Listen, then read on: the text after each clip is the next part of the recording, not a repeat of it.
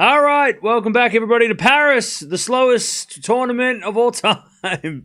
This tournament is... These matches are taking so long. Oh, God. This match was supposed to start 3 hours ago. The first two matches combined have gone for almost 6 hours. That's two matches. And now we're finally here. The night session starts in an hour and a half, but it's brutal. It is brutal. Brutal. But we're here. Should be doing a watch-along for Bublik versus Mute. Sinner is going to annihilate Bergs. Thanks for the input. You can send that to the... you can send that straight to the feedback office. You'll put that in the suggestion box in the office down the road. What happened to Alcaraz? He lost. I fell asleep during the Felix match. Yeah, it's a bit like that. It's just one of those weeks. By the way, Kazo and Fokina are playing an epic at the moment. Winner plays Zverev. We've got to get Zverev versus Medi. Medi got a walkover because Dimitrov was unable to play. But, yeah.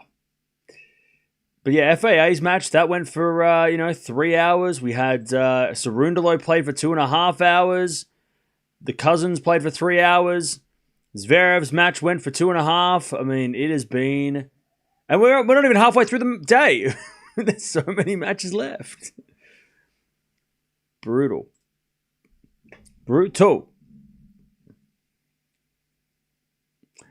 But we're here. Not with the speed of the matches today. The speed of the matches today has been slow.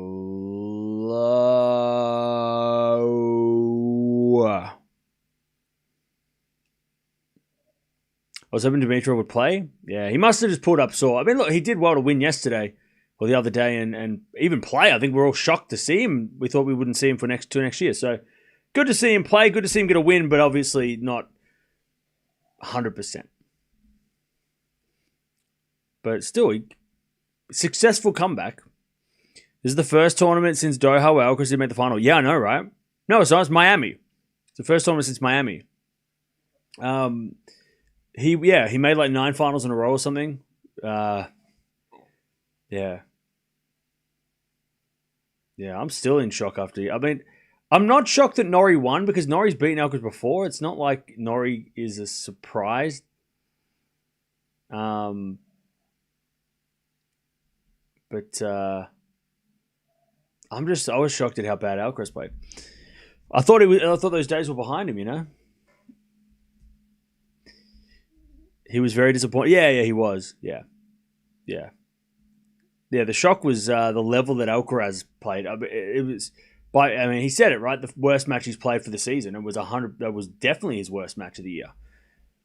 He was missing shots that he makes with his eyes closed. Did I jinx the Sinkeraz final? No, because I'm not a wizard. Norrie seems to have the edge in the deciding set too. Yeah, there was an opportunity in the middle of that final set, but yeah. Alcaraz didn't take it, which is a surprise. Fritz Sinner final. Nah, that top half of the draw is going to be some random. If it's Sinner in the final, it's not going to be versus somebody we know. It'll probably be like Altmaier. Altmaier versus Sinner. And that's not unheard of, right? Paris has had those random, finals. We'll go back to last year, right? Humbert making the final. That was a bit out of nowhere. We had, obviously, Rune winning this tournament back in 2022. That was out of nowhere. Shapovalov made the final in 2019, which is a little bit random. Hashanov winning in 2018 was random. I mean, back in 2017, it was Sok versus Krajinovic. No one would have thought that happened.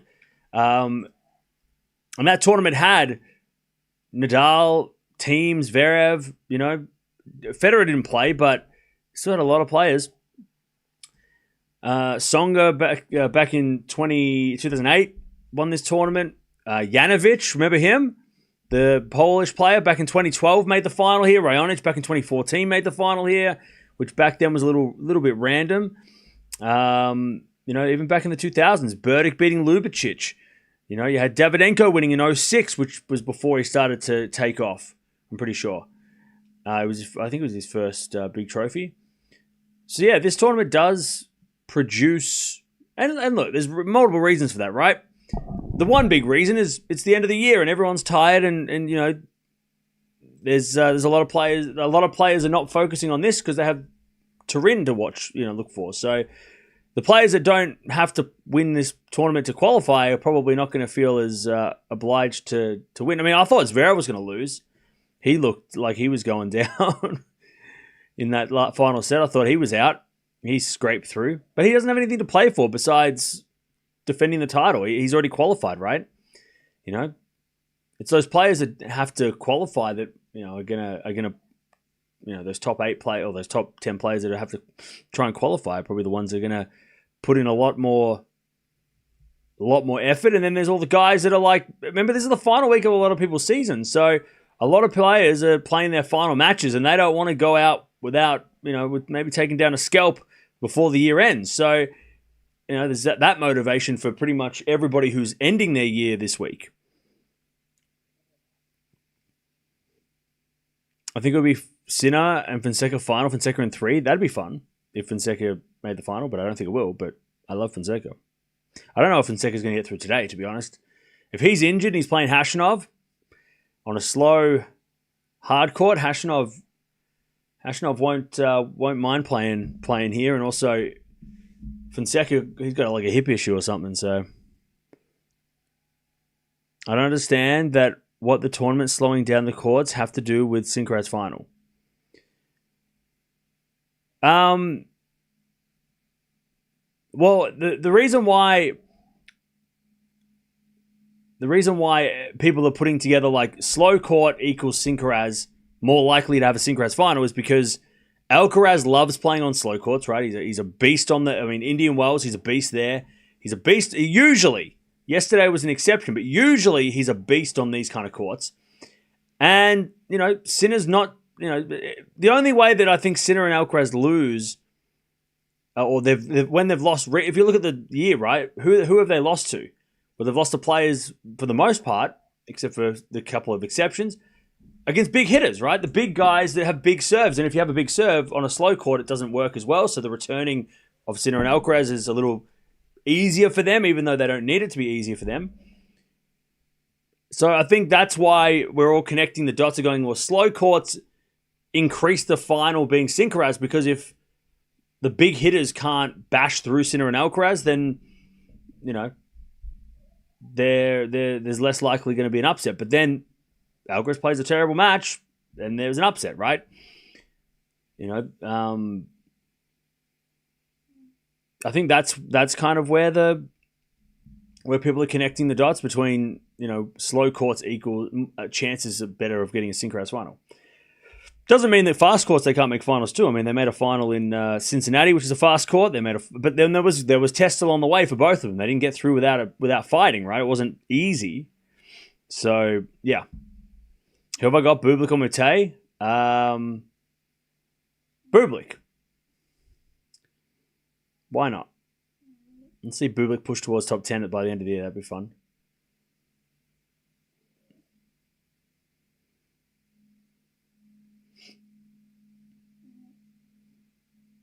Is court speed going to affect Sinner's game too? What's your prediction?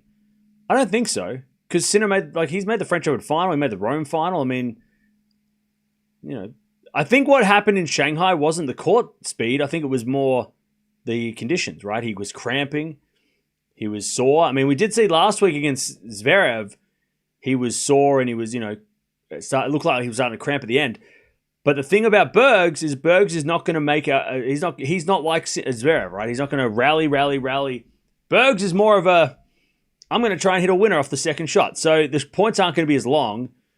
So Sinner probably won't be taken into a 3-hour, physical battle, because Bergs is either going to hit winners or he's going to make errors. I don't think we're going to get 40-shot rallies with Bergs. He's not going to... I think, for the little we've watched of him, I don't think he has the patience to want to rally, and then go for... I think he rather just kind of go for broke, I think, Bergs. Which is fun, because it's exciting to do that, but it could also produce a lot of errors. So I don't think... Physically, I don't think Sinner's going to be tested. But then again, yesterday I thought Alcaraz was going to cruise. So By the way, chat, again, I said this yesterday. I was too tired to remember. Was Norrie beating Alcaraz upset of the year? Because I'm trying to think of other upsets, right? And it's not because like, oh, well, Norrie's nobody and he hasn't got a high... Well, Norrie's top 40, so it's not like random. But I think like going into that match, nobody thought Norrie was going to win. Like nobody. Like that was so... Like we all were thinking, here we go again, Sinner Alcaraz final. And we're just like I feel like it was the most shocking result. Like it was... Nobody saw that coming. Or maybe, maybe a few people that were like, oh, Norrie's not hard, not easy to beat. But like, if it's not that, then what's upset of the year? Because you can say no, but then do you have another upset in mind that was more of a shock than that? Bublik beating Sinner and Haller? See, I don't think that was as surprising. It was still an upset, but I don't think that was as shocking. The court surface, along with Bublik's game on grass, plus Sinner coming off the clay courts of Roland Garros. I mean, I don't think that's as big of a shock. I think Bublik winning it on grass. And then plus Bublik was having some good form anyway. He did pretty well, the French, and then, was going onto the grass. So I don't think Bublik beating Sinner was as big of an upset as yesterday. Goffin beating Carlos in Miami. Yeah, but Carlos wasn't playing as well in February and March. Like, I mean, Goffin, yeah, maybe by ranking, it's like, oh yeah, Goffin was lower ranked than Norrie. But again, I don't think, going into Miami, I don't think people were like, we weren't, he just lost to Draper. He was losing to guys in February, Alcaraz. Alcaraz was not playing as well as he was yesterday, going into yesterday, right? He didn't look as good, So I think the Goffin match is definitely on the list. But I think yesterday was it came out of nowhere. I'm just trying to think. I don't think any other... I mean, maybe Djokovic has had an upset, but I can't think of it off the top of my head. Anyways, Bergs serving first. I'm going to go Sinner in straights, but to be honest, I don't know. People forget Bublik was beating Draper and won 4 titles this year. What has Norrie done? Well, that's it. Norrie hasn't even been playing that well. So, yeah. Botic beating Djokovic? Yeah, maybe. I mean, you know what? Vachereau beating Djokovic is actually probably on that got to be up there too, right? Vachereau beating Djokovic might have been more of an upset. Because even though Vachereau was playing great, I don't think we expected him to beat Djokovic, right? I mean, Vachereau less random, Djokovic was injured. Vachereau less random than Norrie? You knew who Vachereau was before that week? Vachereau was on your radar before that week? Like, Norrie's been on the radar. I mean, I would make the argument that Norrie beating Alcaraz, well, he's done it before, but a qualifier outside the top 100 who's never won a big trophy beating Djokovic at a 1,000 semi-final? Yeah, okay. Djokovic wasn't 100%. Vachereau, blah, blah, blah. But that's probably upset of the year. That's got to be. It's got to be. Vachereau beating Djokovic. I mean, I think we all expected that Vachereau had a good run and that was going to be the end of the run. And semi-finals was commendable. But Nole was going to be too good because even when he's injured, Nole is too good. Usually. 30-all. Plus, he did it in straight sets, like 4-4. He didn't even look bothered. That might be upset of the year, Vachereau beating Djokovic. But Norrie beating Alcaraz is probably top 3. Top 3 upsets of the year. 30-all. As Berg serves a fault, second serve. Norrie beat Medi at the French, though.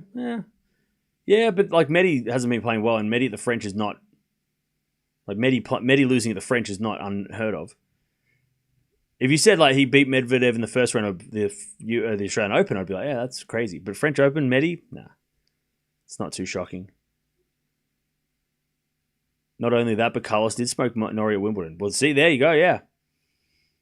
Anyways, 30-40. By the way, chat, if you haven't listened, if you like music, you should listen to Lily Allen's new album. It is very good.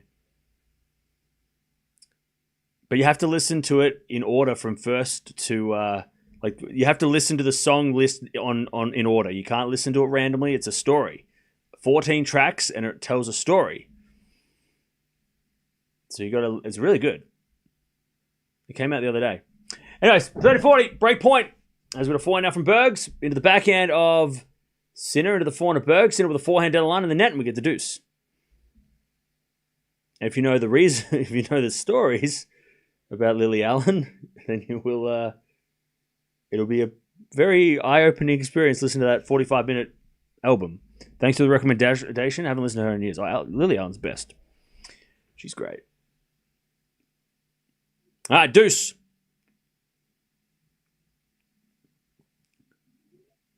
As Berg serves into the forehand of Sinner. Forehand from Bergs, the backhand of Sinner.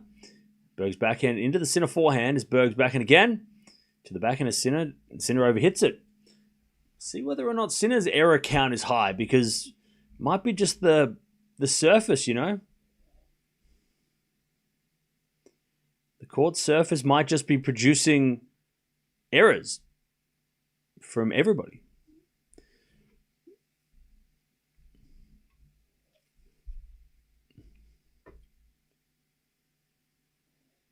All right.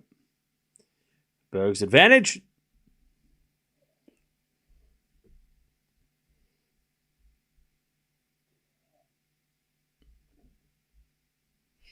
As Berg's double faults, back to deuce.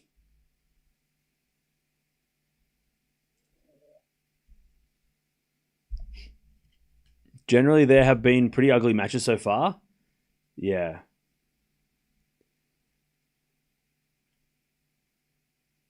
Yeah.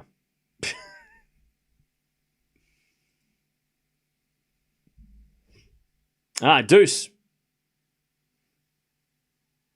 As a fault second serve. One thing's for sure, Sinner is going to love the slow courts to optimize his returns. Yeah, maybe. Forehand to forehand rally. Sinner with a slice into the forehand of Bergs. Sinner with the backhand of the forehand of Bergs. Again, the forehand of Sinner as Bergs' forehand in the net. And it's advantage Sinner. I'm just trying to think, chat. In the last, let's say the last 5 years, right? What have been some of the most memorable 1,000 matches we've had in the 2020s? And I want to try and figure out if court speed had anything to do with it. If, we had better matches, we had, more exciting matches on this court or that court or this venue or that venue. Like, what are some of that you can remember over the last, 5 years? What are some of the biggest, and you can say Sinner Alcaraz matches because they've obviously played a few, but what are some of the biggest, or the most memorable 1,000 matches you've watched over the last 5 years? I mean, I can think of a couple that happened on the clay. Cincinnati final between Novak and Carlos, that's definitely up there. That's got to be almost number one, right? As Zverev versus Medi in Monte Carlo 2023, yeah, that was a good one. 2023 Cincy final, yep. I mean, I'm thinking back to the Nadal, Alcaraz, Indian Wells match with the wind, and it was a crazy. Was that the semis or I think it was the semis, right? As a return goes in the forehand of Bergs into the forehand of Sinner. Bergs backhand is long and it's advantage Sinner. This is the first game still, by the way, 6 minutes. I'm thinking the Madrid matches with Djokovic and Alcaraz and Nadal and Alcaraz, when Alcaraz broke out and beat both of them back to back on clay. No one had ever done that. No one's ever going to do that. No, we're just doing 1,000s. Just the 1,000s. Cincinnati last year's Zverev and Sinner. Okay. All right, back to deuce. I'm trying to think what other ones there've been.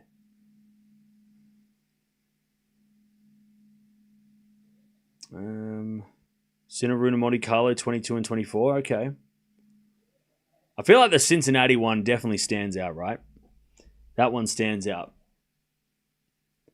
That 23 Cincinnati final is definitely probably the best 1,000 match we've had in the 2020s, right?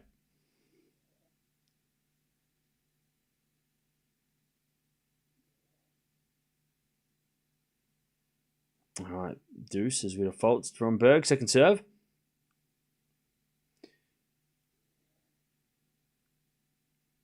Rafa's last match against Novak in Rome 2021.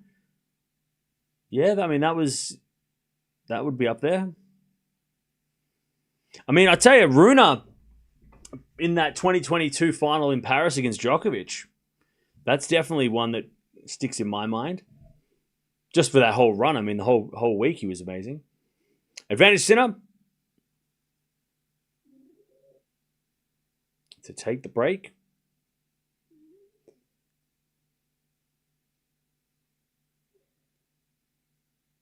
As the return goes into the forehand of Bergs. Sinner backhand. Goes long and we're back to deuce. This has been the trend this week. Long service games. Why does that feel like 10 years ago? Every year this decade has felt like 3 years. Djokovic is always involved in these tight matches, yeah. Paris, Rune any day of the week, year round, yeah. All right, return goes in the forehand of Bergs, and Bergs puts away.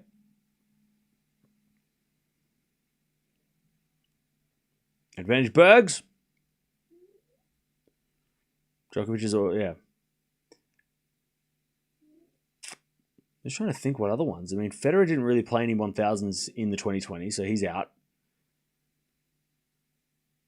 As the return goes in the forehand of Bergs. Bergs overhits it, and we get back to deuce.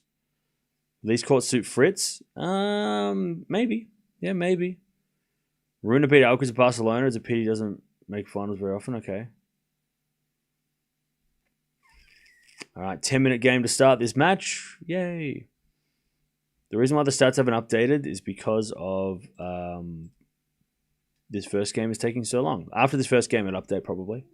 Nadal, Kyrgios, Indian Wells. That's a good one too. I was thinking that as well. That's definitely on the list as one of the more memorable ones because it had a lot of classic quotes as well. Ben Stiller was watching and Keegs had some words. That was fun. Beijing Beijing's a 500. Doesn't count. I was going to say Beijing was a great match, but it's a 500. All right, advantage Bergs.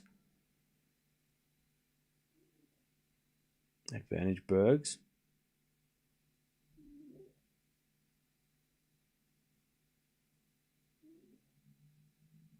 It's funny how we didn't mention any Miami matches. Has there really not been any memorable matches in Miami in the 2020s? I mean, maybe the final this year, but that was recent. I can't remember many Miami matches that have been sort of... And Shanghai. But you know what? The Shanghai final a couple of years ago was Bergs. Gets back to deuce. Rublev-Hurkacz Shanghai final a couple of years ago was massive. And no one's mentioned any Canada matches either. But Hurkacz-Rublev, when it was championship points both sides, that was huge. I remember that one. Oh yeah, Sinner Alcaraz 2023. Oh my god. That was epic. Sinner Alcaraz, was it 22 or 20? Was it 22? That one where that was insane. That match was the best match in Miami this decade for sure. Return winner from Sinner as advantage Sinner. Huge. That was a crazy match. Those guys were, I mean, yeah. That's probably, for me, their second most... it's definitely probably their most epic quality of three. I mean, they both faded in the third set because they both started to cramp and stuff. But that's got to be up there as one of their best 3-set matches in their career, like against each other so far. I mean, they played a couple of epic 5-setters, in Grand Slams, but in the 3 sets, that's got to be up there as one of their best. The quality of that match was ridiculous.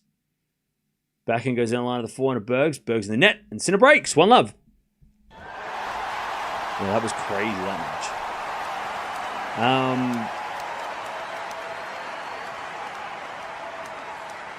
But yeah, no one can mention any Canada matches, which is a bit strange. Maybe like Paul beating Alcaraz was memorable, but that's just because it was an upset. Yeah. Maybe that's what we'll we'll do a rain delay. We'll try and find out what's been the best match of the 2020s in the 1000s. If we get a rain delay in next year.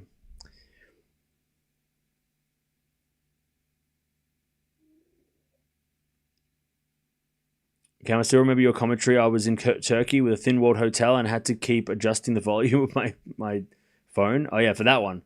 That match was crazy. I was yelling, screaming. That was a crazy match.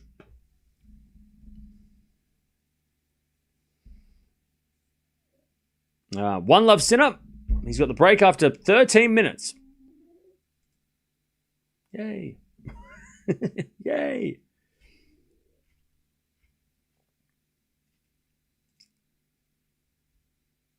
As the return goes out by Bergs, and it's 15 love.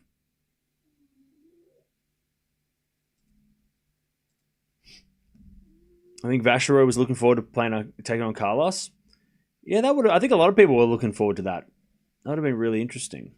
But unfortunately, not happening. Back in return, the net by Bergs, 30 love. Shelton versus Fritz was amazing in Canada this year. Yeah, that was pretty fun. Dimitrov Alcaraz Shanghai. Which year was it? When was that though? I think Hurkacz Rublev was, for me anyway, the one that sticks in my mind, that one for me. When it was that final a couple years ago. So it goes out by Bergs and it's 40 love. 40 love. Sinner is unbeatable. Second half of Roland Garros final and US Open final, he lost due to physical issues. Okay. 40 love. A bit of fault from Sinner, second serve.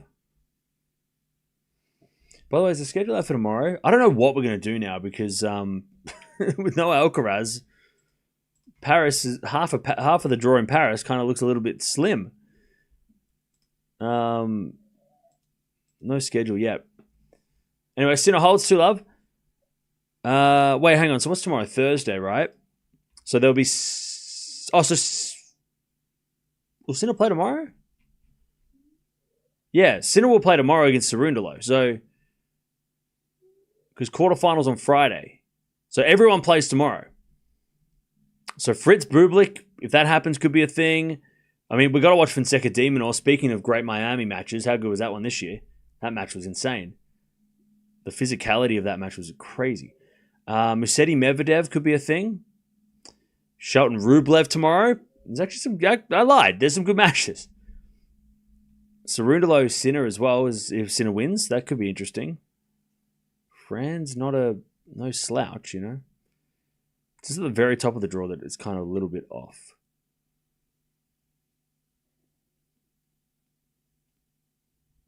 Cool. That's pretty. There are some interesting matches.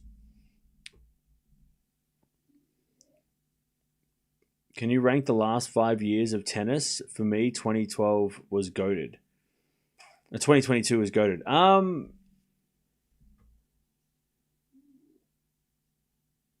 Yeah, I could.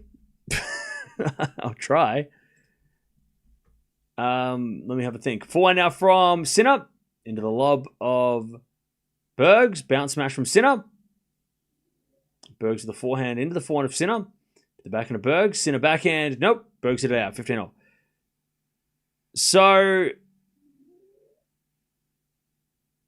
So from the last 5 seasons. Okay, we'll just do ATP only because otherwise, if I do WTA, then it's going to probably be different, right? They're 2 different lists because they're 2 different competitions.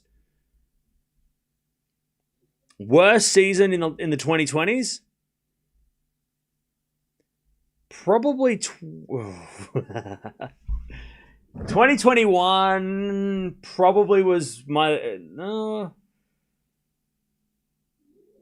No, you know what? 2023. No. 2021. Least favorite season of the 2020s. So, because I feel like nothing happened besides Djokovic going for history, which was amazing. I feel like nothing else really happened. It was just dominated by Novak. obviously, but Rafa and Novak played a classic Roland Garros match. But other than that, it feels like 2021 was not as like the competition wasn't as strong.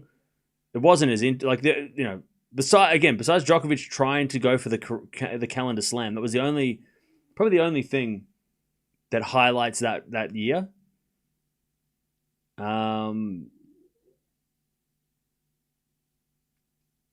So that's probably my least favorite season this year, this decade. 2020, I'll put that in there as well as the second worst. Because even though 2020 was... Also, 2021, it was still like weird rules. We still didn't have like all the tournaments back. It was still like a weird... You know what? 2020 should be the worst. 2021's just above that. Because 2020, we had half a year. And we didn't have Wimbledon. So that automatically makes it the worst. So 2020 the worst, 2021 second worst. Then I'd put 2024 as third, as Berg sits in the net and it's 30-40.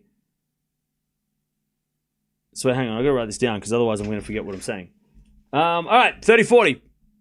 So what? So we do? Does this year count or not this year?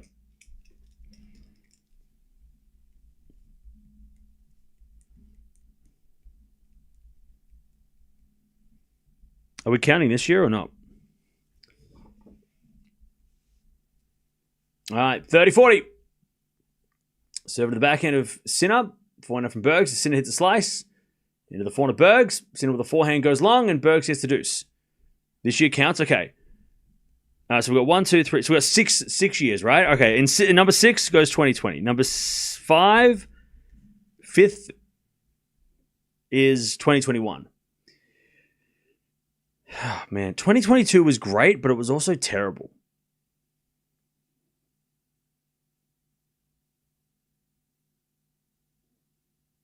I'm going to go 2023 as the fourth, because besides the Wimbledon final, I feel like 2023 wasn't that good overall, right? Rafa got injured early; he didn't play for the whole year.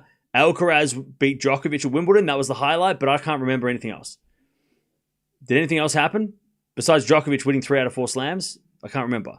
The end of the year was interesting when Sinner started to rise, but it didn't feel like it was that eventful 2023 besides Djokovic dominating. Rafa was gone. Cincinnati 5. So the Alcaraz-Djokovic rivalry was interesting, but that was probably about it.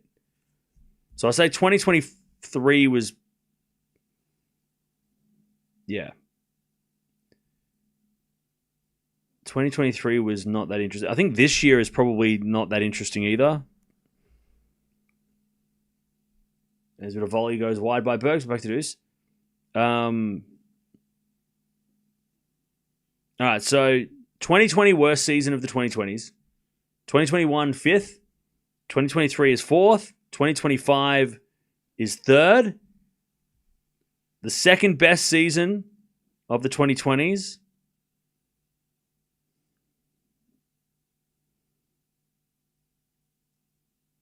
Actually, you know what? No. This year, I'm not. Sorry, I forgot. Didn't mean this year. Sorry, my bad. This year's been great. Last year was not super interesting. Last year was not great. This year was way better than last year. When it comes to like some of the greatest matches we've ever seen this year. Oh, man. I feel like... I hate this list. This is a terrible list. This was 2022 the best season we've had? It can't be, though. It makes me sound like it's only because of Rafa. It was kind of like the last goated season, though, because like even though Djokovic wasn't allowed to play, when he did, and then Kyrgios made the final, so that was great. 2020, yeah, Federer retiring, so we did get that send-off, but then like Rafa was still super good. It was like the last goated year, but then we had Alcaraz rising, and Alcaraz winning the US Open was huge. Yeah, maybe 2022 is the best season of the 2020s. It depends who you're a fan of, right? If you're a fan of Sinner and Alcaraz, you'll say no. If you're a fan of Djokovic, you'll say no. But I don't know. I feel like I could. Okay. I mean, Rafa winning 2 slams was awesome. But it wasn't. It doesn't feel fair because Djokovic wasn't there. At least for the Australian Open, he wasn't there. The Australian Open was so memorable though, for so many reasons.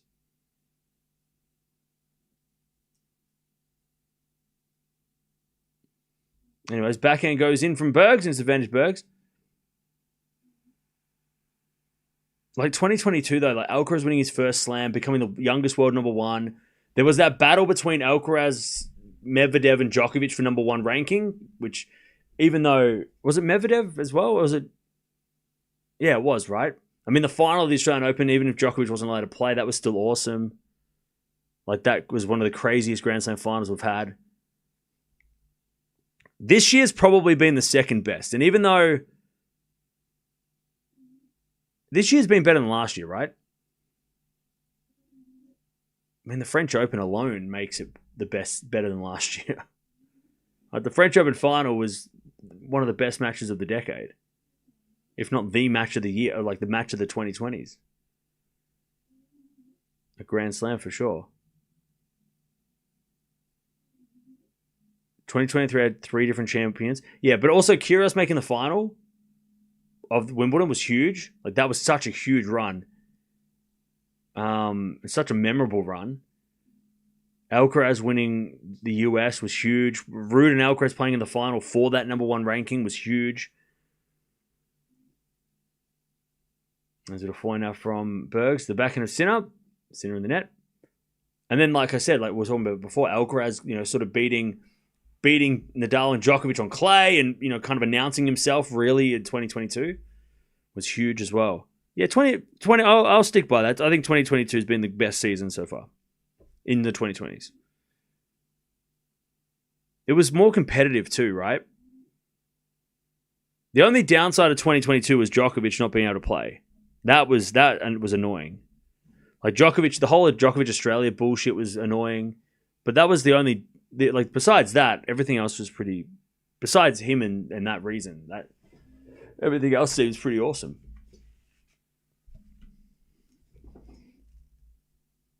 I'm just trying to think back to last year. Like last year, we had the Wimbledon final was mid, US Open final was mid, Australian Open final last year was great with Sinner coming back. Yeah. I mean, Sinner beating... Oh, man, it's hard because then you go Sinner beating Djokovic last year was... But this year's been better, right? Has this year been better? Just in general? I don't know.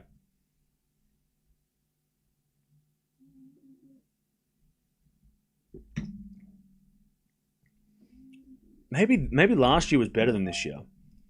Because Djokovic completed tennis. That was amazing. It was Rafa's last season, so we got a little bit of him. This year... I mean, it's been Sinkeraz, right? You take Sinkeraz away, maybe it doesn't have there's not much going for it. All right, so last year I'll say was second. This year was third best. Anyways, good question. 2-1. This is, what is that, 30 minutes for 3 games? I was joking, but I wasn't. What the hell? Oh, my God. The matches on average must be taking like some ridiculous amount of time.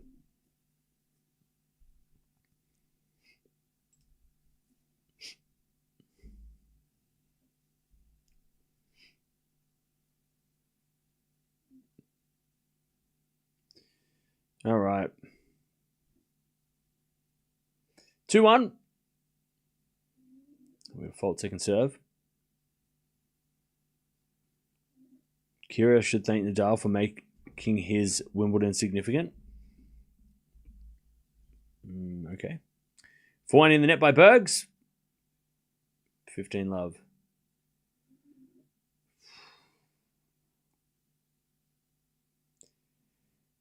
Now, chat. I know I say this I've been saying this for weeks. Shanghai and now here.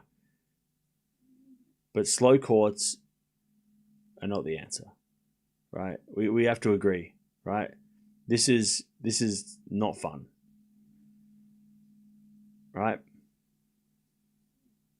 As Bergs let it bounce and it went in, all right, 30 love. Like this level, the level of tennis is so much worse when the courts are this slow at this time of year. Because if you play Indian Wells in March, everybody's sort of fresh still. But when you play 10 months of the season, then you put everyone on a slow court. We saw it in Shanghai. Everybody was falling apart. And now, luckily, it's not humid inside, but the tennis is slow and it's not very entertaining. I don't think I've seen a highlight. Maybe Norrie doing the highlight shot yesterday when he kind of like flicked that one-handed backhand in the early part of the match. But I mean, I don't feel like this has been overly exciting. The crowd atmosphere has been the best part of this tournament. We've had some epic matches, but it's not. I don't think it's because the players are playing well. I think it's just because everyone's kind of leveled out. These courts are nerfing players, giving everyone a chance, which is not the worst, but it doesn't produce the best tennis.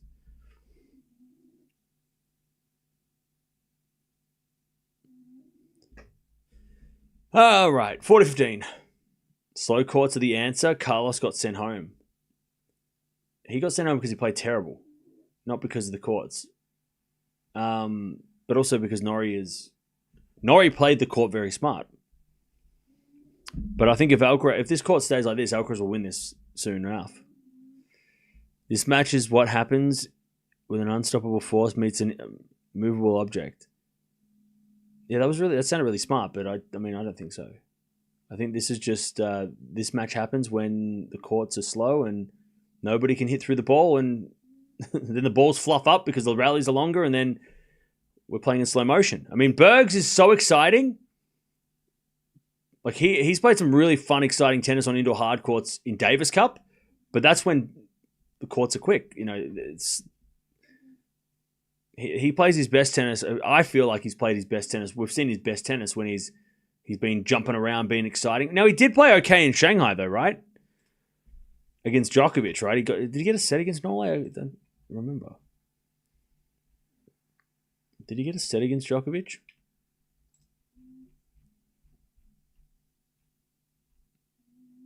No, he pushed Djokovic in the second, but he lost in straights. Anyways, 30 love.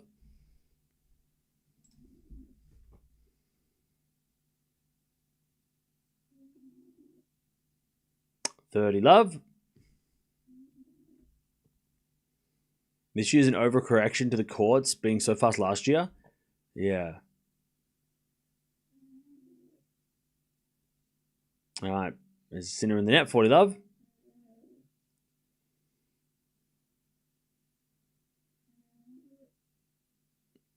How do the tournaments make the court slower?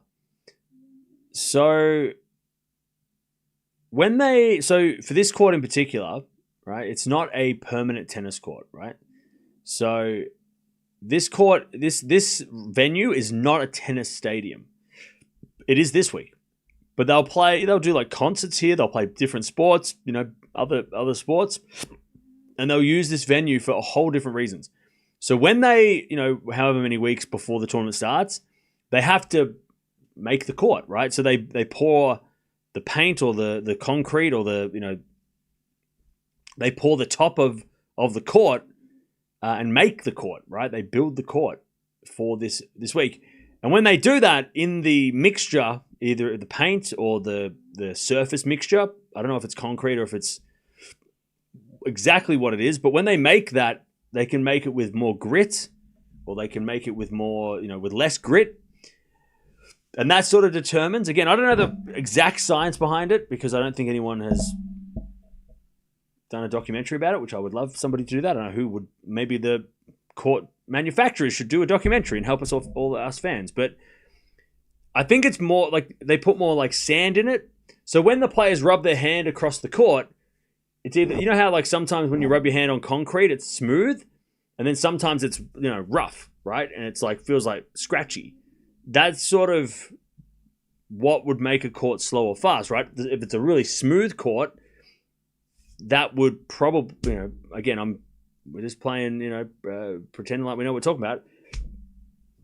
That would skid through the ball. The ball would skid through, right? But when there's a bit more grit in the court, and that's why Indian Wells has more grit, the ball bounces higher and it like kind of rips into the court and like digs into the court like a clay court almost, right? I think that's sort of the rough science behind it. But again, it would be so awesome if the court manufacturers came out and actually showed us the process, so then all of us fans can actually understand it better. Like, how do they go from 45 being a fast court last year to a slow court? What was the difference? Now, they have changed venues, so that probably might have made a difference too. But the manufacturers of the court just it's kind of like, I guess, they're like baking a cake, right? You can add a little bit of this or take a little bit of this out and it changes what it is, right? Think of that like a tennis court, right? They can add a little bit more of this or they can remove some of this and that changes what we get, the result of the court. Sinner hits a volley winner. It's 15-love.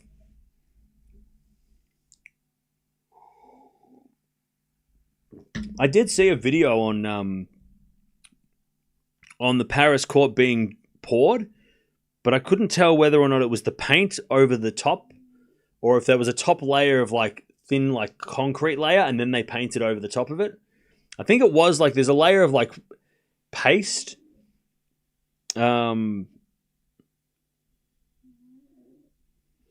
I saw a video about it. Let me check if I can see any like cement trucks or something.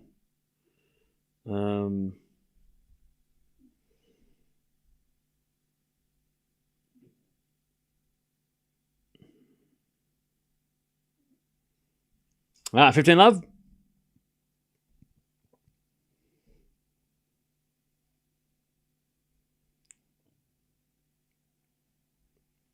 Sinner gets 30-love.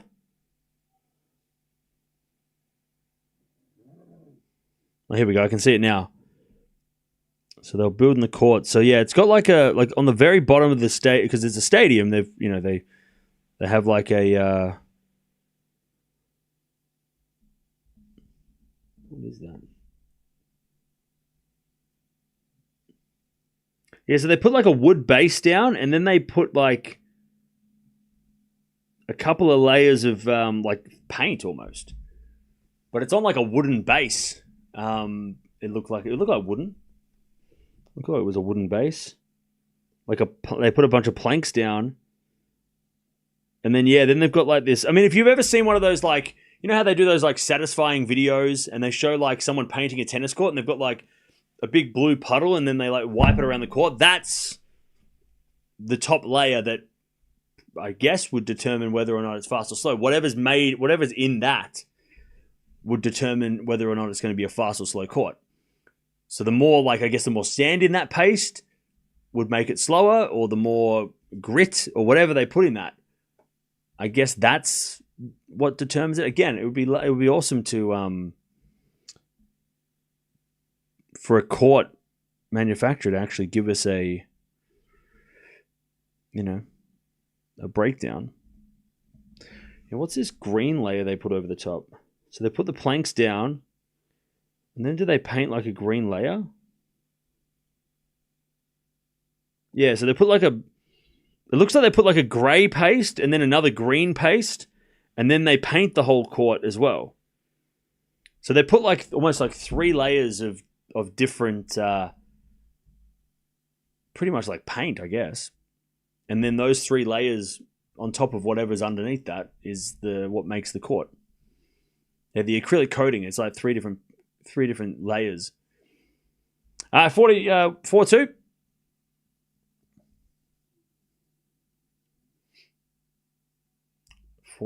Sinner. The first 3 games took 30 minutes. The last 3 games have taken 6 minutes.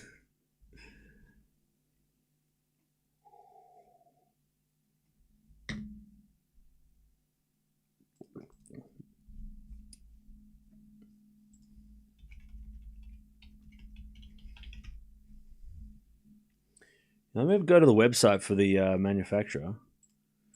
Let me have a look if they've got any like diagrams or something I can check. Give you some more scientific knowledge. Yeah, green set is the surface. Their website's slow. All right, 15-love. And Sinner, by the way, just rubbing his feet on the ground. Oh, their website's slow because they play videos. So green set. What tournaments do they work with? Let me check.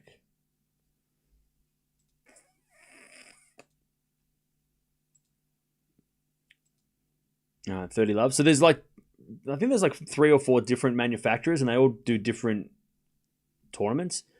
So green set do Australian Open. They do the ATP Finals Village. They do the WTA Finals, the ATP Finals, Cincinnati. So they don't do this tournament. So this is not the same venue. No, this is not the same manufacturer. Green Set don't do this venue. Green Set do other courts. Anyways, 40 Love.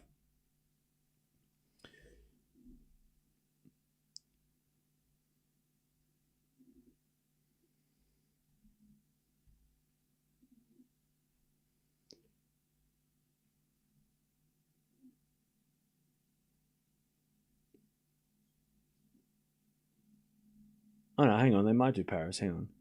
There's a photo of Paris here as well. Anyways, 4-3. Yeah, they must do Paris as well. They just haven't got it on their list. ATP Finals. Riyadh. Okay. But yeah, having a look at here. So it says here they've got. It starts with the existing concrete down the bottom, which is what the stadium base is. Then they put a layer of like bonding coat. Then they put a layer of a base, like a base over the top of that. And then they put a finishing coat, and then they paint the lines and stuff. That's what it seems to be made of. At least that's what it says here for ATP and WTA events. Is that for all events though, or is that just for...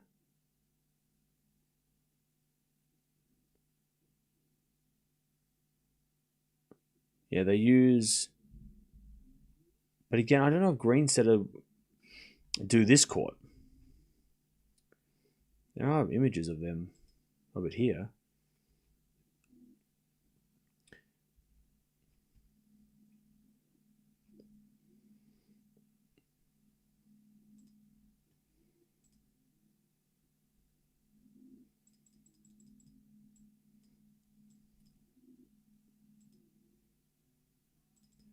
Anyways, 4-3. I don't think they do this venue.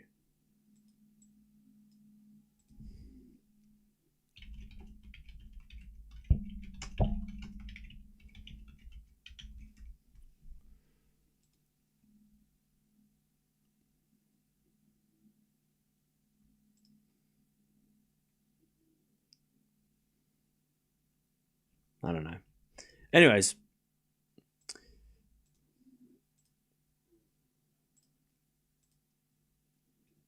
15 Love. Berg sits out in the return.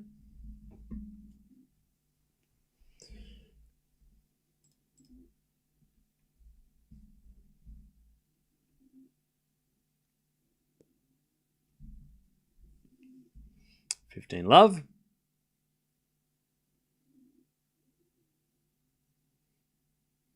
There's a bit of forehand now from Bergs. In the backhand slice of Sinner. Lob goes up. Bergs puts away the smash. 15 all.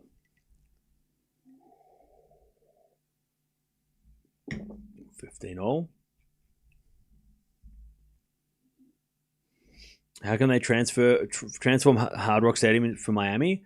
Same way. They pour a base, or they put down put down something on the grass, and then they build off of that. Similar way that they do most of the courts. I think there's only like a couple of like year-round tennis venues, and that's like, Indian Wells, I think, is a year-round venue.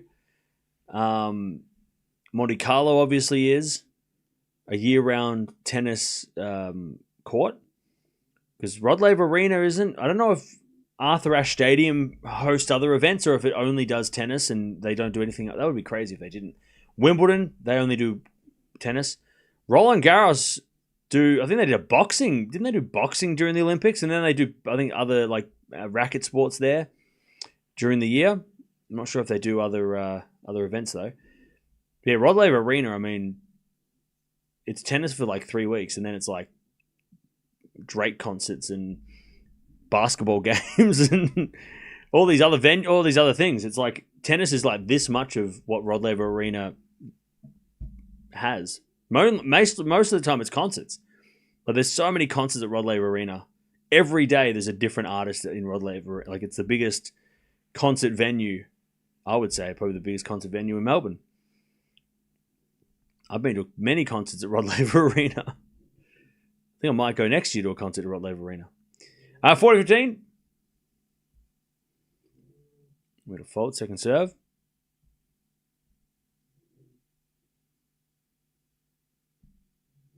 40-15.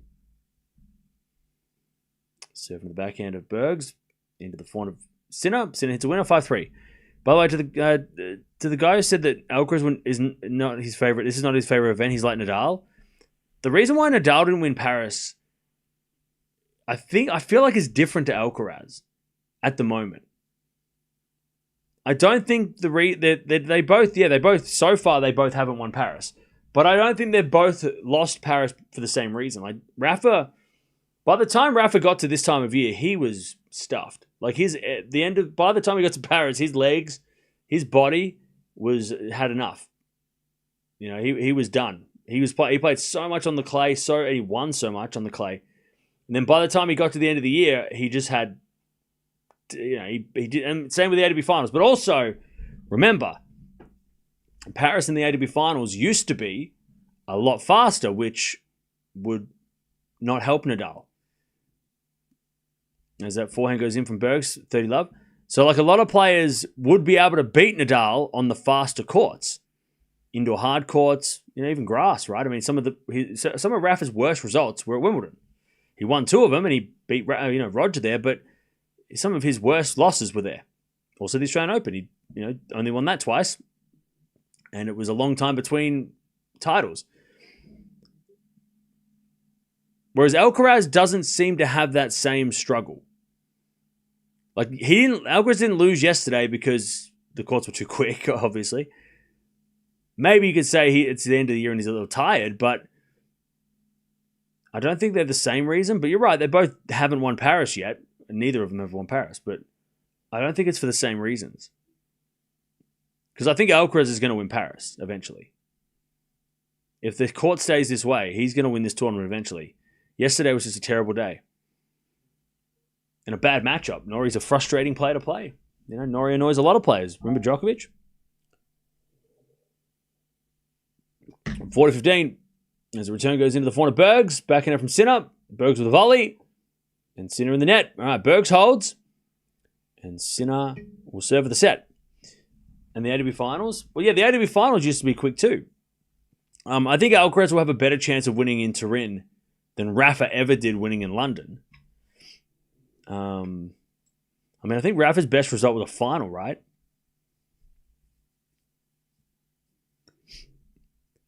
Did he make the final or was it a semi-final?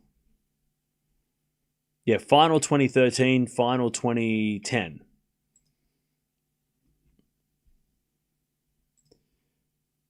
And his best chance was probably 2010 when he was on top of the world. Whereas, Alcaraz has played this tournament, played Turin twice, and last year made the semis. No, sorry, the first year made the semis, lost to Djokovic in 23, right? And Djokovic won the whole thing. So I think Alcaraz will be... and plus, now that Alcaraz has lost this so early here and played so badly and he is so disappointed, he's going to go to Turin with a bit of fire and a bit of anger and trying to prove like, hey, this was a terrible day and I'm not going to let that happen. So I wouldn't want to play Alcaraz in Turin. He's going to come to that tournament angry. And with a point to prove, I think. Alcaraz might never win another slam, I'm afraid.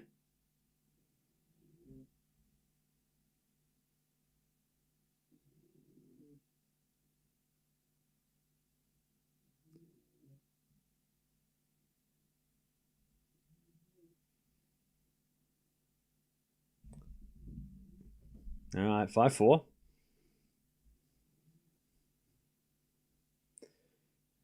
Want to bet on that? That's a crazy take. That's recency bias. Right there. And an overreaction. 15 love. Crazy stuff. I got rage baited. Did I? I'm not raging though, so how did I get rage baited? 15 love.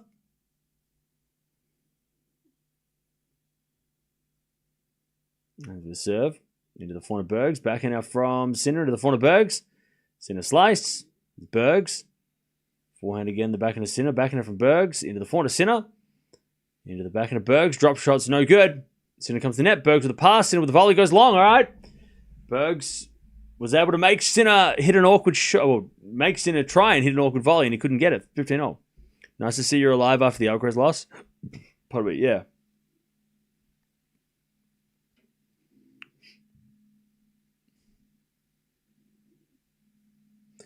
All right, 15-0. Serve again.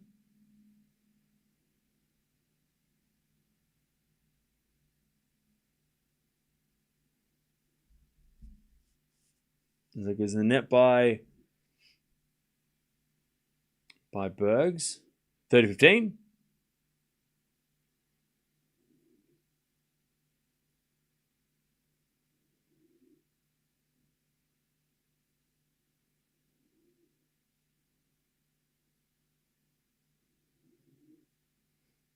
As we default, second serve.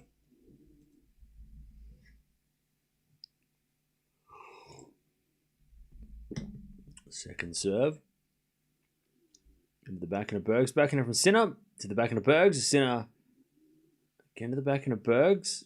To the back end of Sinner. There's going back into backhand. And then Sinner hits it out. All right, 30-all. 30-all.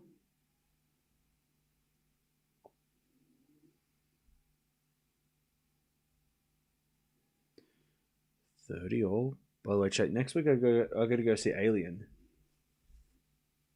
Alien Badlands. Where does that fit in the franchise? So not Predator. Predator Badlands, not Alien. Predator. I got to watch Alien Earth. 30-all. There's a forehand now to the backhand of Bergs. Bergs is down 40-30.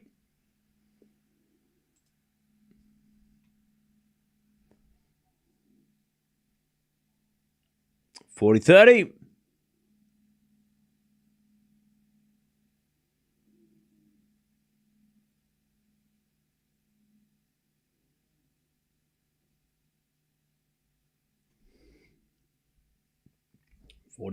Sinner with a set point, and he gets a set with a good serve down the tee. All right.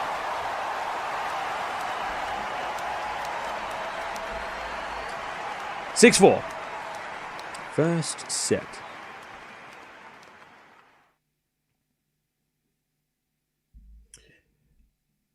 Do you think Musetti deserves the number 8 spot, considering hasn't won a title in 3 years, Cam? Yeah, because he's been consistent enough to get into that top 8.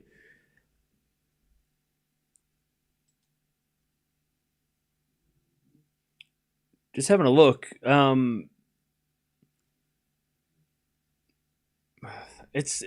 Would I rather see Felix or Musetti in the finals?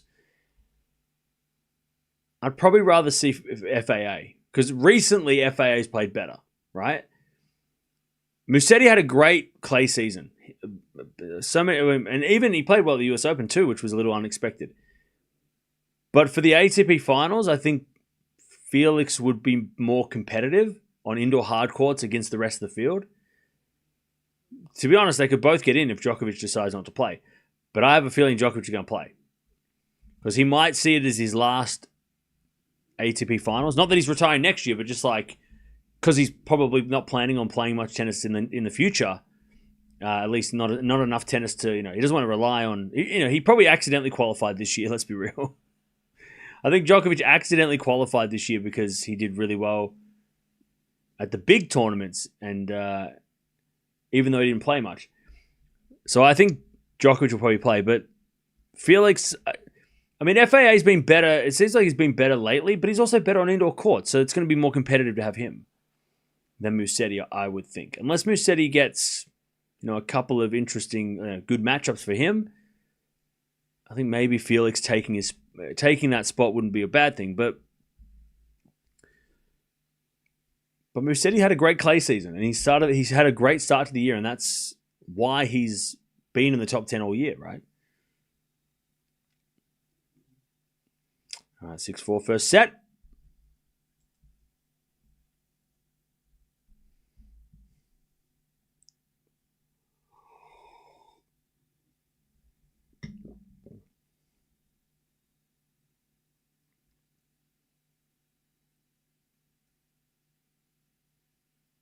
All right.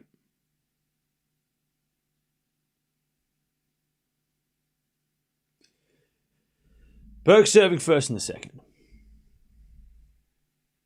How do you see Fonseca 2 or 3 years down the road? Top 5.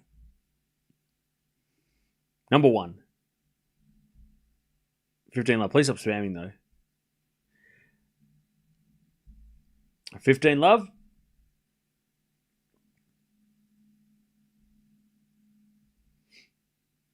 As the backhand return goes to forehand Bergs. Forehand from Sinner. Goes back behind Bergs. Great shot. 15 all.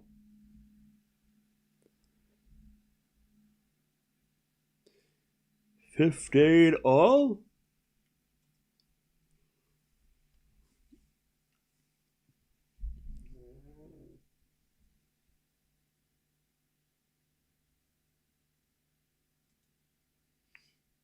$15 all.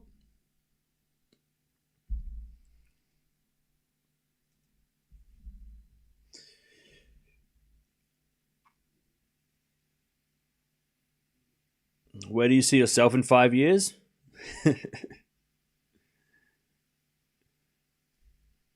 15:30. I don't like to look that far ahead.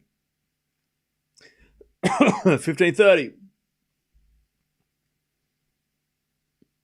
Hopefully, still here. As a default second serve.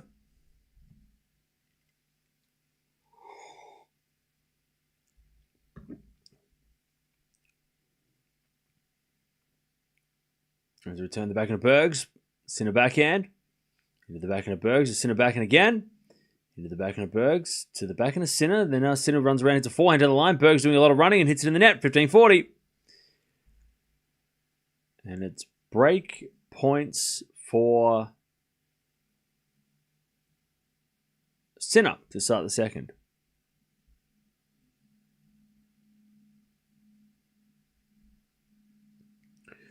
$15.40.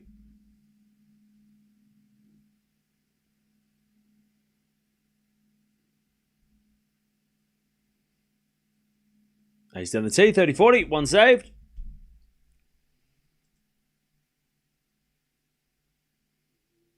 $30.40.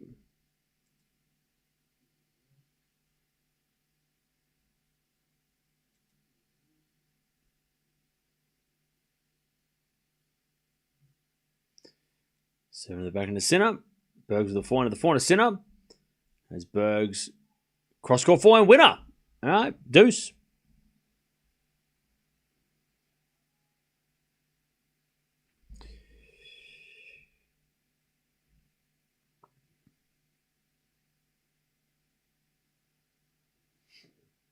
All right. Deuce.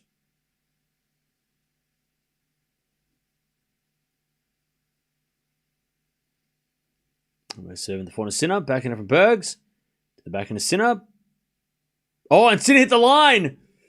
Bergs left that one as well. That was a terrible leave. All right, advantage Sinner.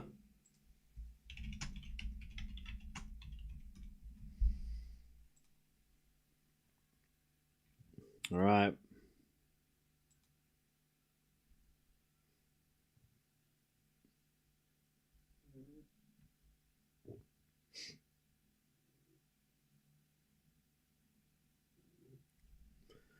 And with a fault, second serve.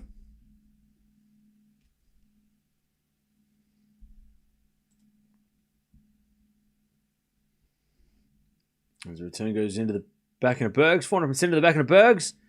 Sinner backhand into the forehand of Bergs. Sinner comes to the net. Bergs with the pass. Sinner with the volley. Too good. All right. Sinner takes the break.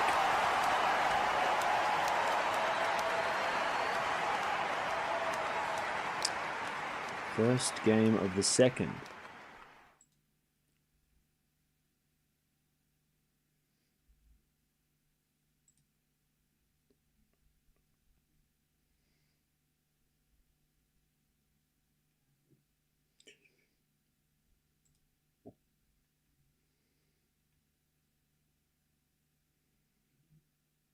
Okay.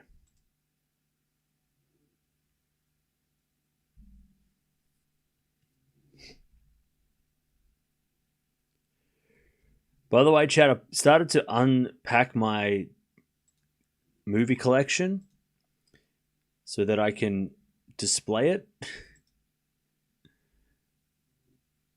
So now just my favorites. Or just the ones that I haven't seen. So that way I can go up to the bookshelf and go, I want to watch this movie today.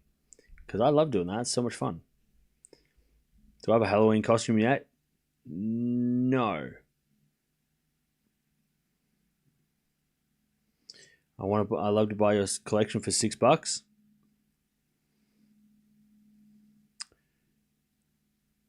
No deal. 15 love.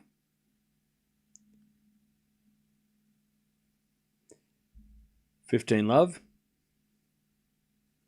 You don't have $6. Don't lie. Come on. Don't kid yourself. Don't pretend like you got $6. Come on. 15 love. So the forehand in the net from Bergs. 30 love. Couldn't afford it, all right? 30 love.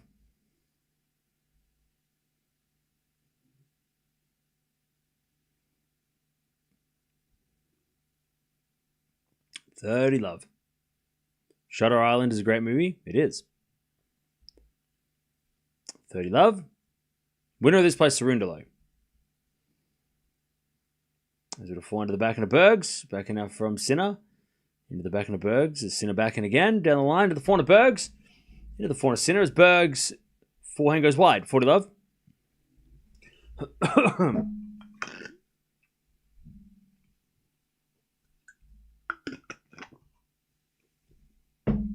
40 love.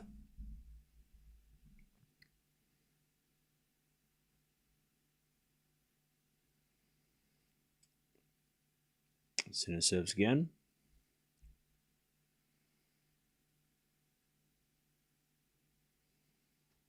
A fault. Second serve.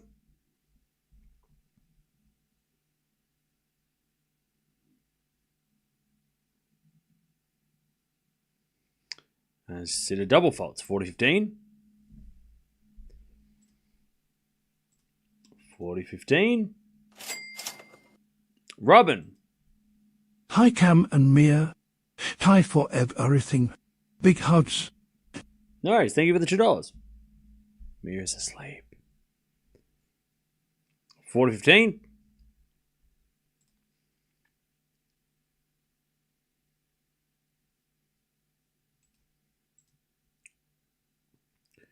As the return goes out, it's 2 love.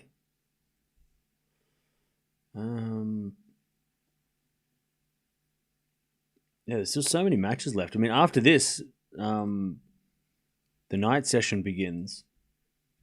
Well, the night session is supposed to start in 30 minutes, so I don't even know who's playing first in the night session. I know Fonseca's second, but I'm not sure.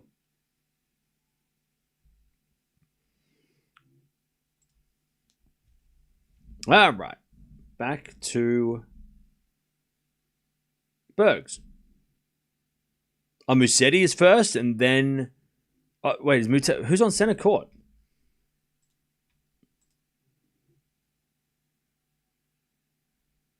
Oh yeah, it's Mute and Bublik, and then it's Fonseca. So basically, Fonseca's going to happen in like 5 hours.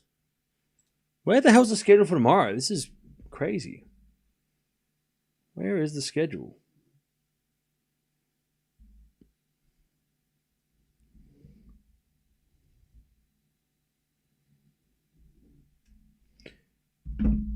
Because I'm going to guess Sinner's playing tomorrow night. Or tomorrow. Actually, hang on. How many French players are there? Where are the French players at?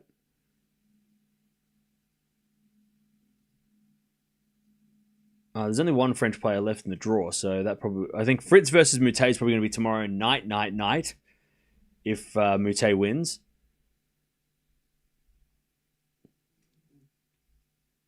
Probably Fonseca or Hashnell play tomorrow, late night tomorrow. As well.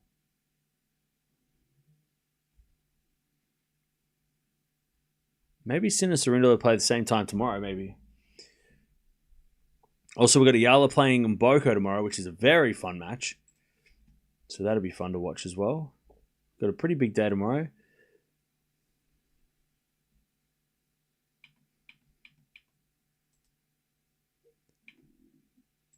30-15.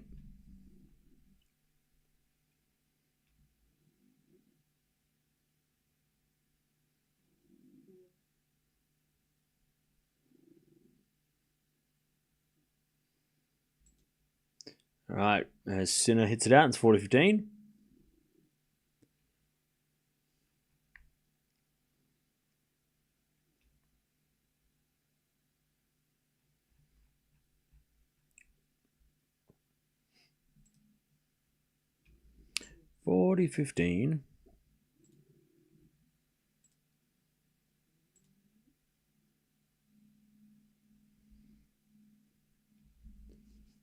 As the return goes back into Bergs.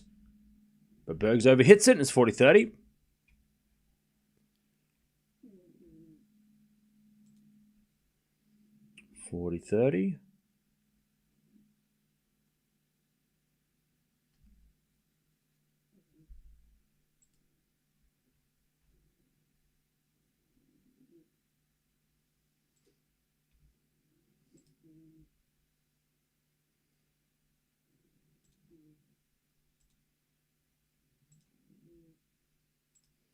As Bergs goes to the front of Sinner from Bergs. To the back end of Sinner, but Sinner in the net. Bergs.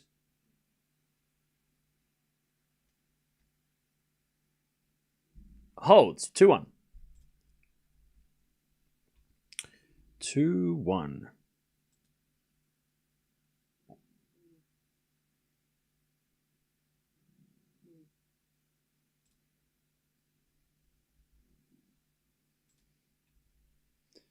Okay.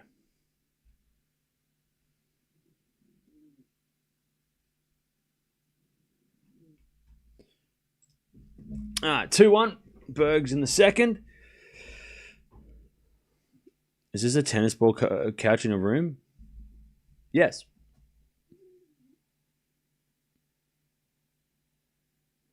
Darren Cahill looks so inscrutable. What? What's that mean?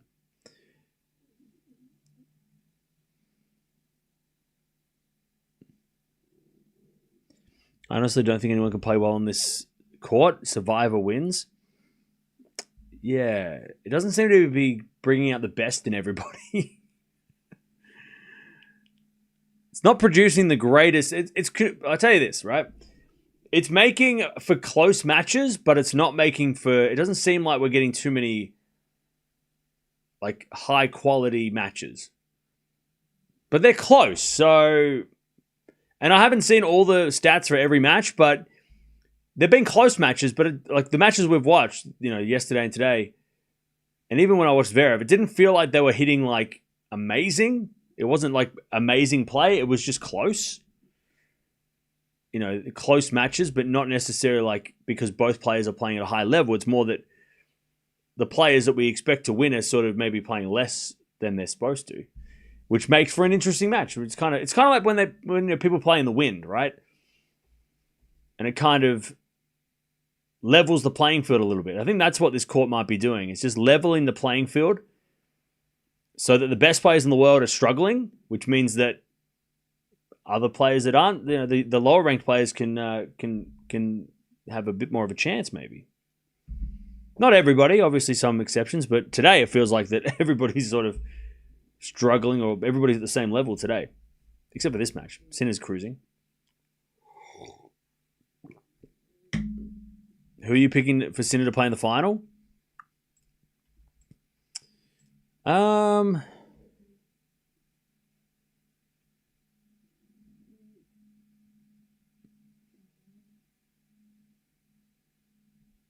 Hashanov.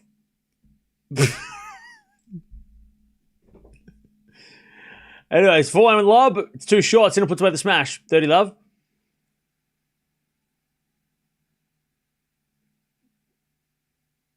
Or maybe Felix. I mean, I could see it. I know everyone wants me to say Vacheroy, but I think FAH has struggled. Maybe not Felix. Hashanov destroyed his first round, and I think today he's probably going to beat Fons because Fonseca's coming in with a sore leg. I don't know what Fritz is going to do. Like, Fritz is the best player left in the draw, but I don't know. Did Fritz come here to win, or did he come here to qualify for the ATP Finals? I don't know. Demon, or I would love to say Demon, but I don't know. It feels like one of those tournaments where it's not going to be the obvious choice, and I feel like Hashanov is not the obvious choice.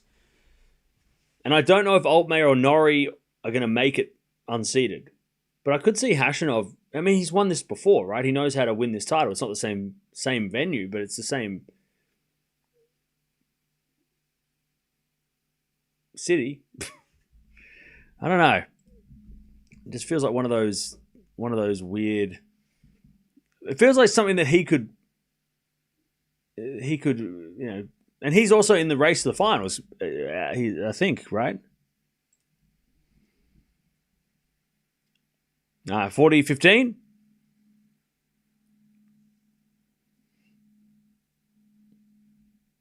And I feel like Hashanov's game, with that big winding forehand and the ripping topspin on these slow courts could be a problem.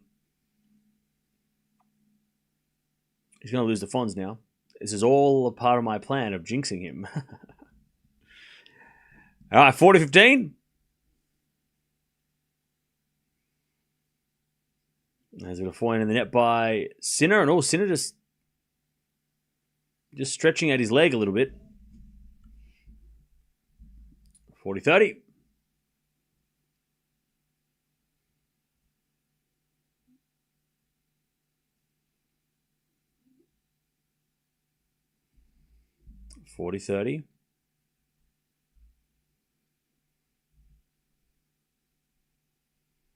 There's a fault second serve.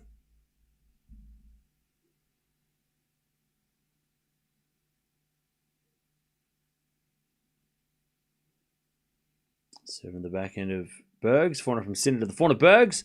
Bergs in the net. 3 point. 3-1. Sinner holds.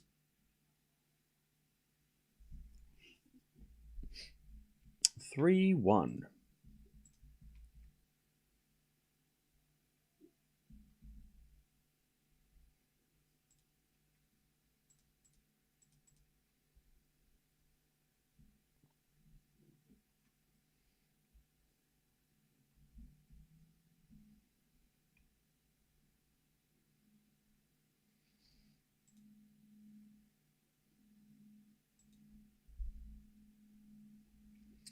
All right. As Bergs in there, love 15. Wish we could just have a Sinner Alcaraz final again. No.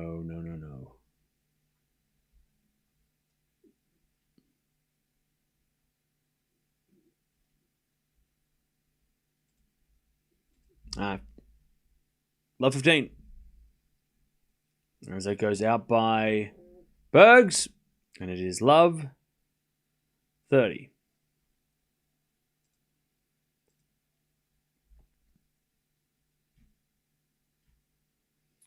Love 30.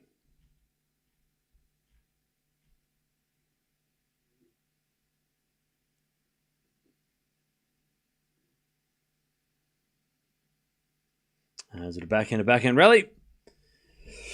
And Bergs in the net, love 40.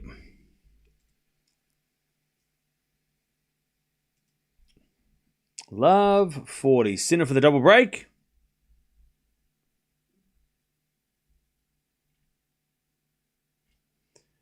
Love 40.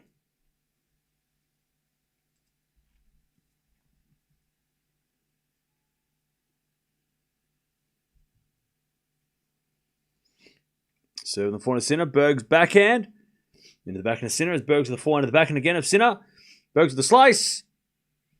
And Sinner backhand cross court. Bergs hits it back, but it goes wide on the backhand side. And it's 4-1 Sinner with a double break.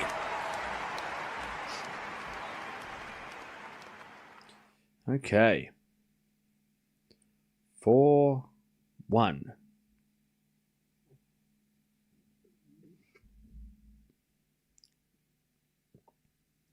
Maybe historic first Sinner versus Fonseca final. Look, you all know that I am a Fonseca fanatic, but I'm also a realist. And after what I saw, I don't think he got lucky against Shapo because he beat Shapo fair and square. But I'm scared. I don't know if he's going to be able to compete against Khachanov. Khachanov is tough to play in general, but also if he's not physically 100%, I'm a little worried. Because he did have the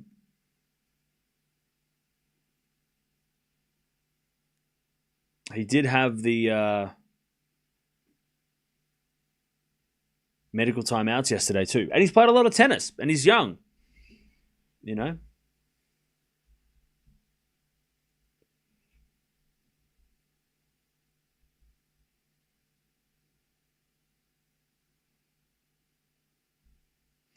All right. Sinner with a double break 4-1. I thought he had a hip issue. Did he have a back issue, did he?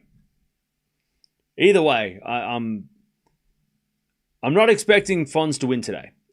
So I won't be disappointed if he loses because, yeah. And he doesn't even need a win today to prove anything because he already won a title last week.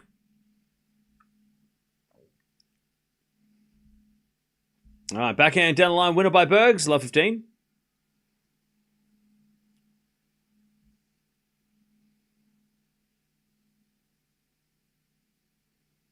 My opinion, Fonseca got a really lucky draw in Basel. I'd be surprised if he goes far in Paris.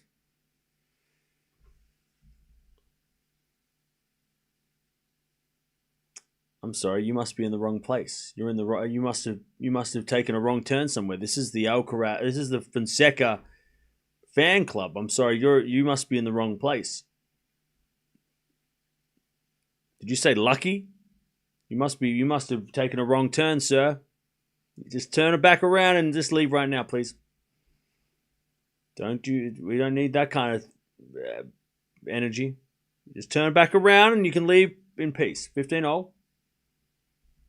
We have a no Fonseca blasphemy in this chat. We might be realistic, but we don't want to. He wasn't lucky. He won that title fair and square. Don't you talk about luck. There was no luck to that. He did it for real. That happened. No luck. That word should be banned.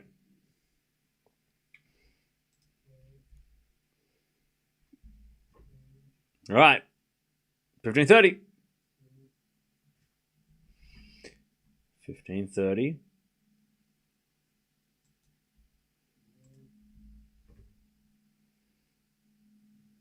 I thought this was the Sinner fan club. It is. 15:30.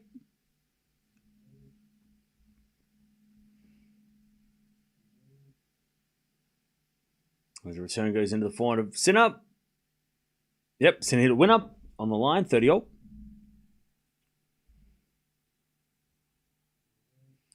30-0.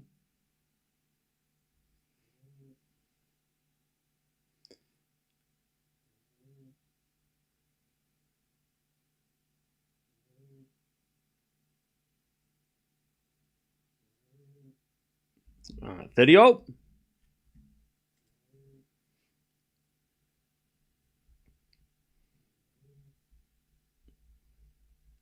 As a default second serve.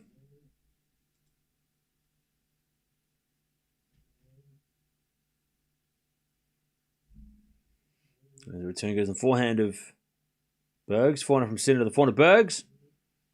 Sinner backhand down the line's a winner. 40-30.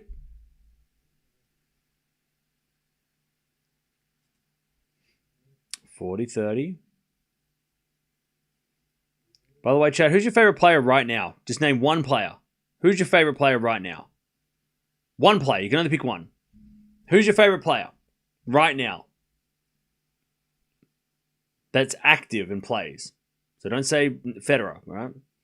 Who's your favorite player right now? Sinner, Sabalenka, Alcaraz, Coco, Bublik, Draper, Medvedev. 5-1 Sinner. Rublev, Demonor, Sinner, Alcaraz, Novak, Palini, Musetti, FAA. Sinner. That's good. I'm glad there's more Sinners in here than anyone else, because we are watching him.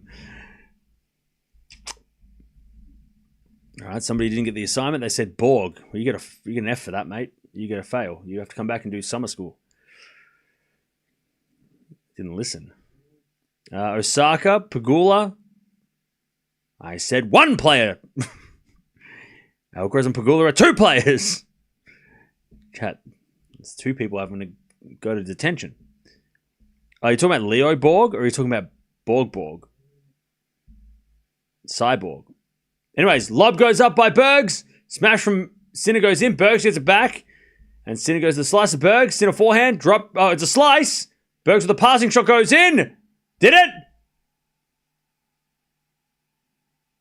The crowd goes wide, or it went wide. He missed it. Bergs. Everyone's having a laugh, but Bergs missed a ridiculous shot. Just. That would have been... I mean, I don't know how Bergs got that lob back. Hawkeye didn't want to be a part of it.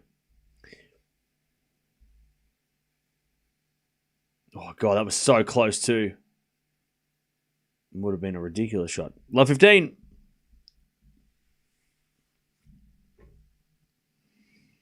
As Berg serves. A fault. Second serve.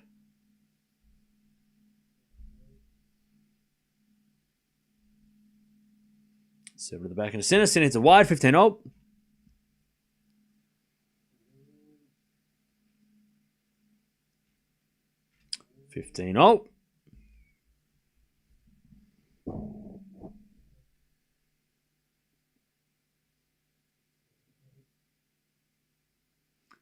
As Berg serves again. And there's a slice from Sinner. Volley from Bergs. Too good. 30-15.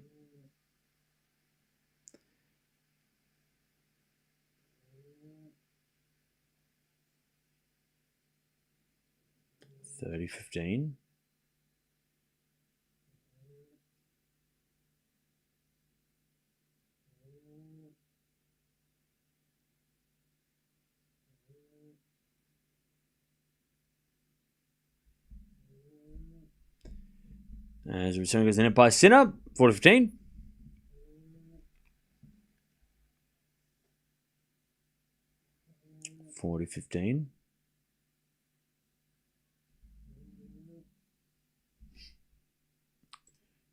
Bergs to make Sinner serve for the match.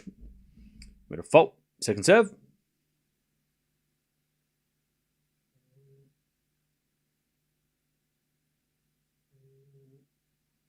As the return goes in the backhand of Bergs. Sinner backhand to the backhand of Bergs. Bergs is the winner. All right. Sinner's going to serve for this match. 5-2. Hey, Trishan, thank you for the 39 months. Appreciate it. Thanks for sticking around. Checked in on the Musetti match, and I can still hear everyone in the Sinner match. Lol. What is Musetti 2-1? Okay.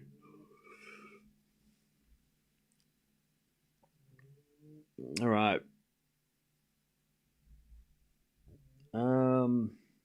Yeah, they've still got 3 more matches to go. And the night session hasn't even begun. It's going to be a late finish, I think, tonight in Paris.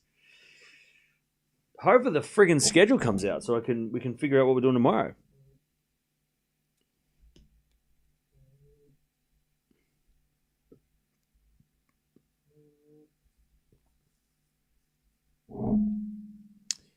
All right.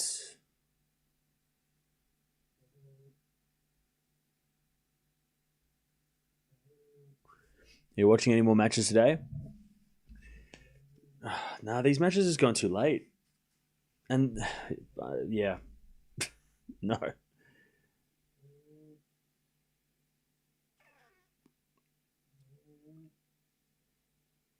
It's still only second round, so but the good thing is that with a 1 week 1000, we start like tomorrow things start to get real good. Whereas usually we'd have to wait like 3 or 4 days before things started to get good. But so today, this is probably the only match we're watching, because tomorrow we're going to watch Sinner versus Cerundolo. We're going to watch probably Shelton versus Rublev. That could be really fun. Maybe we watch Zverev. I don't know. If Fonseca wins and plays Demon, we'll watch that. Maybe even Fritz Bublik, Musetti, Medvedev. I mean, there's a lot to choose from. I love 1 week Masters. Also, we're watching Eala tomorrow. Just in case anybody was asking. 15 love.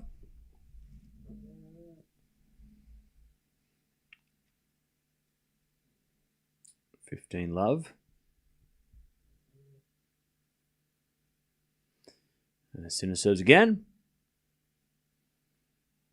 Fault. Second serve. And then next week we've got, obviously we're watching every match at the WTA Finals.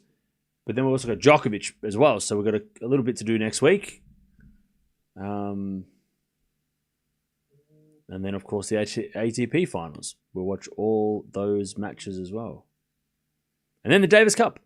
And then adios for a while. We got the Tennis Talk Awards in the off season anyway. And we'll probably do some streams here and there. Just hanging out. Maybe do a Christmas thing or something. Also, New Year's Eve, there's no tennis. The new season starts like on the 2nd of January. So I don't know what the hell I'm going to do. Maybe I can go out on New Year's Eve for the first time in years, because I don't have to stream in the morning. I can go outside. That sounds scary. 15:30.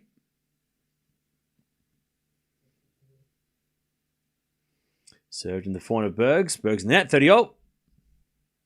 The United Cup starts, I think, on like the 2nd of January. Pretty sure. Or are you just going to ruin my New Year's? Are you going to burst my bubble? Yeah, it starts on the 3rd of January. 3rd of January it starts. 2nd of January it starts. That's when the new season starts. And then the other tournaments start on the Monday. So, yeah. All right, 30-0. And Sinner forehand to the backhand of Bergs. Backhand from Sinner to the forehand of Bergs. Into the backhand of Sinner as Bergs. Oh, just missed the backhand down the line. All right, match point Sinner, 40-30. 40-30. What do I do on Christmas? Will there be a special where you are Santa? No, I'm the Grinch. 40-30. No Santa here. 40-30. Match point.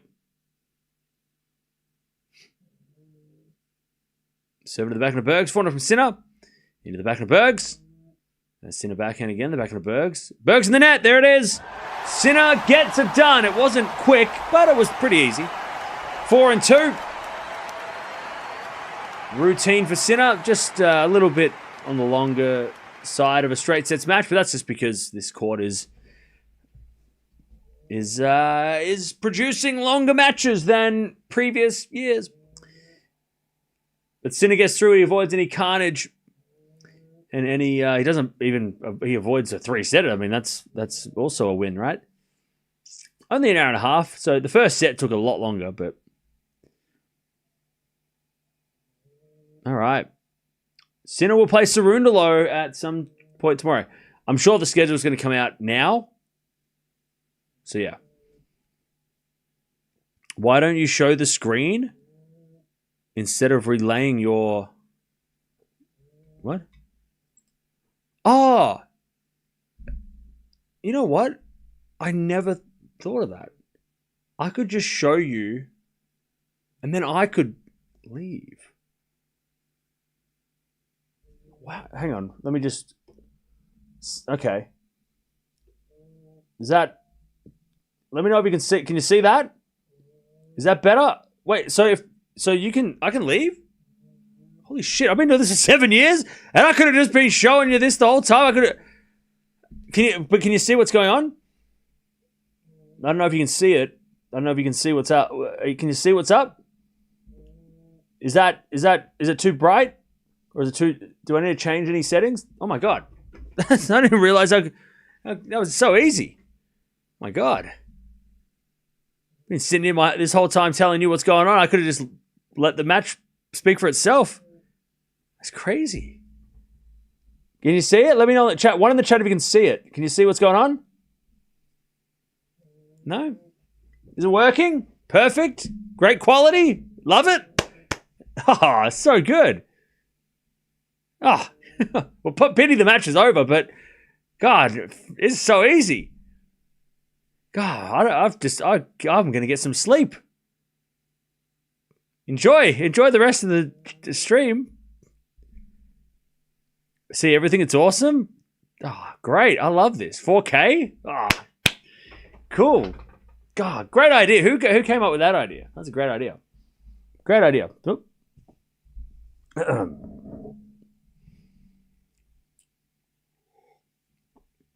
All right.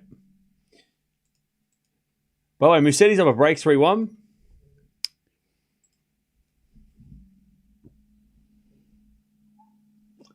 This is a clay court, and Fran is a clay court specialist. It's going to be hard. Yeah, it could be an interesting match. Yeah, I didn't need to stay awake all this time. I could have just done that. That's crazy. Now, obviously, we can't show the match. We would get shot down instantly by the powers that be.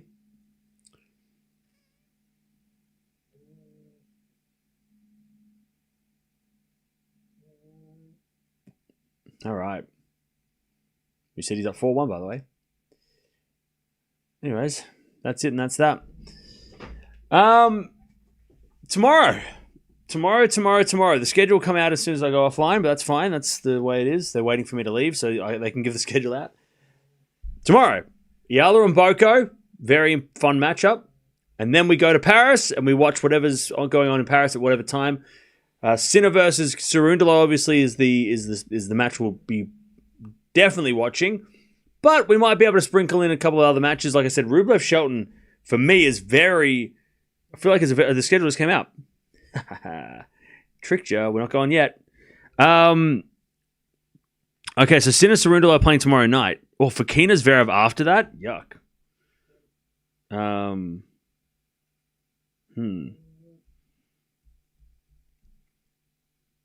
When is Shelton and... Oh, Shelton and Rublev are playing in the afternoon. Okay. And maybe Fonseca Demonor too.